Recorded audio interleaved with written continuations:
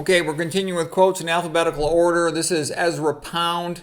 He said, I have never known anyone worth a damn who wasn't irascible. And there's actually some truth in that. The smartest, best, most interesting people, they've often got a little edge to their personality. I mean, it depends on the context, okay? But, the sage on the stage, usually a smart old, grouchy old guy. A lot of those grouchy old, cantankerous guys actually know a lot. Women tend to be nicer and have better manners. Real education must ultimately be limited to men who insist on knowing. The rest is mere sheep herding. And I think what that basically comes down to is it takes a tremendous amount of effort to really, really get good at something. So it takes somebody who wants it bad enough to make that effort.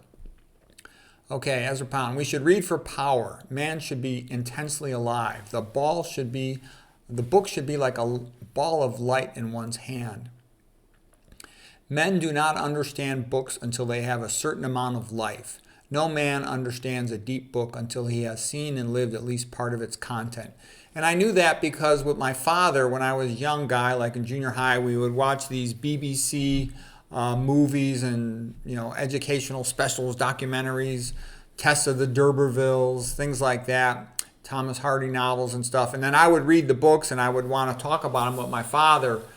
But, I didn't understand them. I was a little young virgin, okay? I didn't understand this complex romances in Victorian England. But it was still helpful to me because it was good conversation with my father, and I had a great vocabulary. And I was great at spelling and stuff, but I simply didn't understand the books. And I know I didn't understand them because I couldn't remember them. If I had understood the stories, I would remember them. Later on, when I understood what I was reading, I would remember it.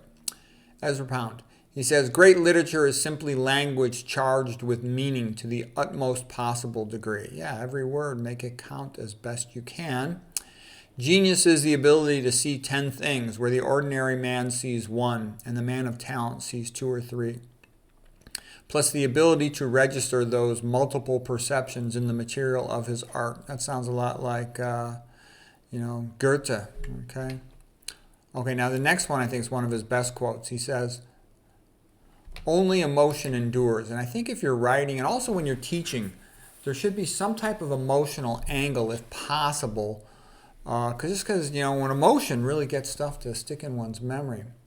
One should compose like writing musical phrases, not for a metronome. Poetry withers and dies when it leaves music, or at least imagine music, too far behind. Music begins to atrophy when it departs too far from the dance. Poetry begins to atrophy when it gets too far from music. Okay, here's the next one. Maybe some truth in this. It ought to be illegal for the artist to marry. If an artist must marry, let him find someone more interested in art or the artist part of him than in him. After which, let them make tea together 3 times a week. Yeah, it's like for me. I like having a girlfriend. I like having her around. But man, my work productivity drops in half. It's just how it is. I don't think there's a way around that. Okay, next one. The only thing that one can give an artist is leisure in which to do work. To give an artist leisure is actually to take part in his creation. The taste of the public is always bad. It is bad because it is not an individual expression, but merely a mania for assent, a mania to be in on it. People find ideas a bore because they do not distinguish between live ones and stuffed ones on a shelf.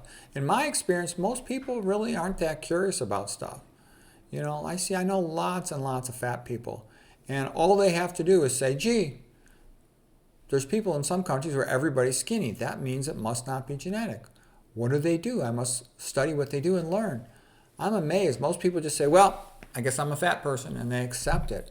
All kinds of stuff. I guess I'm a diabetic. I guess I'm hypertensive. It's kind of amazing to me. People will suffer terribly. They'll suffer, die, and they won't ever try to fix it. It's weird, but that's how the average person is. Okay, he continues, Ezra Pound. Nothing written for pay is worth printing. Only what has been written against the market. Nothing is worth writing unless it is of the first intensity. Yeah, if you look at the books, most books, they suck. They're not really written because the person has any edge. They're written because they want to make money, so they rank some stupid book because they think as a gimmick they can get some money. There's a lot of books out there, I think, written with AI that are just, half-assed pieces of crap to catch on to a trend, like, oh, red light therapy or something like that.